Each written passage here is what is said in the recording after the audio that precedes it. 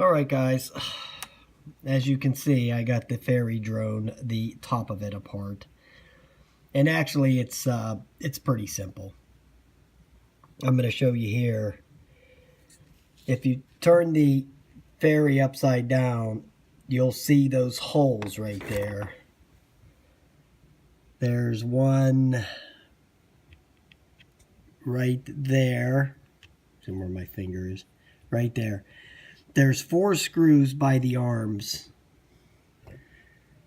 Okay, there's one there.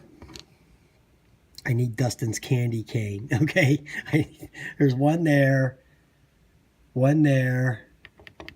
right there, one over here, and one over here. Then there's 2 screws, which are those 2 there. Those other 4 are there. And then there's these 2 here that are underneath the camera, where the camera would be right there. And then there's 2 screws there. And then that's the whole housing right there. There was to be the power switch right there. And then up here would be the camera area right there. So once you get those 6 screws out, the thing just, you got to get your fingernail under there a little bit, or if you had one of them little spudgers that people use to work on those iPhones and those cell phones, you could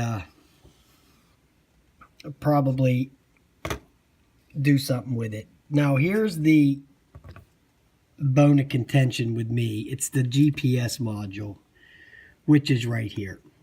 And it says it right on there, GPS.